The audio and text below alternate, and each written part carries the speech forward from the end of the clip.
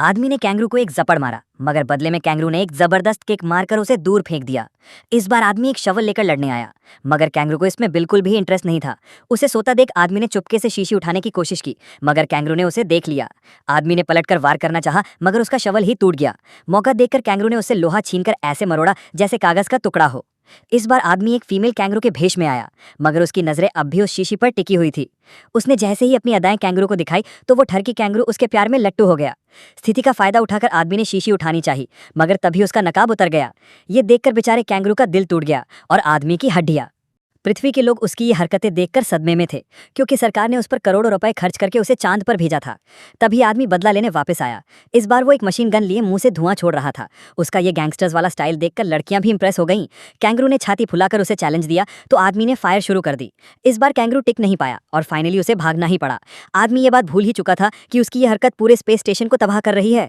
जैसे ही आदमी की गन रिलोडिंग पे लगी तो कैंगरू को वार करने का मौका मिल गया। इसी खींचातानी में पृथ्वी से दोबारा सिग्नल्स मिलना शुरू हो गए। ये देखकर आदमी खुशी से रोने लगा। उसने कैंगरू से कहा कि अब हम दोबारा पृथ्वी पर कदम रख सकते हैं, इसलिए तुम्हें मेरी मदद करनी होगी। मगर कैंगरू को तो उस पर बिल्कुल भी भरोसा नहीं था। कोई और रास्ता नहीं था, इसलिए दोनों स्पेस सूट्स पहनकर बाहर आए। इन्हें चांद की दूसरी ओर जाकर एक स्टेशन से न्यूक्लियर बॉम्ब लाना होगा। अगर ये दोनों सूरज डूबने से पहले ना पहुंचे तो गाड़ी बंद हो जाएगी। दोनों खुद को जगाए रखने की पूरी कोशिश कर रहे थे, क्योंकि गाड़ी बंद होने का मतलब है मौत। पृथ्वी के लोग इनकी बहादुरी को लाइव देख रहे थे। कई दिनों के सफर के बाद इन्होंने स्टेशन से न्यूक्लियर बॉम्ब ढूंढ निकाला। अब इसे स्पेसशिप से जोड़ने की देर थी।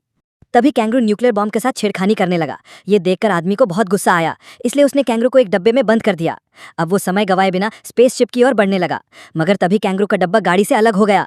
बहुत दूर जाने के बाद आदमी को एहसास हुआ, मगर अब बहुत देर हो चुकी थी, क्योंकि अब समय बहुत कम था, इसलिए वो कैंगरू को लेने वापस नहीं जा सकता था। तभी आदमी ने कुछ सोचकर गाड़ी वापस मोड़ी, क्योंकि वो अपने फ्रेंड को अकेला नहीं छोड़ सकता था। ये देखकर सभी लोग खुशी से झूम उठे। दुनिया के सभी लोग अब उस कैंगरू से प्यार करने लगे थे। आदमी ने वापस पहुंचकर कैंगरू को रेस्क्यू कर लिया, मगर अब सूरज डूबने वाला था। कई दिन जागने की वजह से नींद ने भी हालत खराब कर रखी थी। कुछ देर बाद सूरज डूब गया, जिससे गाड़ी बंद हो गई। ऑक्सीजन सिर्फ 3 घंटे का था, इसलिए दोनों बाहर आकर अपनी मौत का इंतजार करने लगे। लोग समझे शायद आदमी ने हार मान ली, मगर तभी उसे एक आइडिया आया। उसने डब्बे से एक कार्ड बनाई और कैंगरू से उसे खींचने को कहा। वो पूरी जान लगाकर स्पेसशिप की ओर जाने लगा।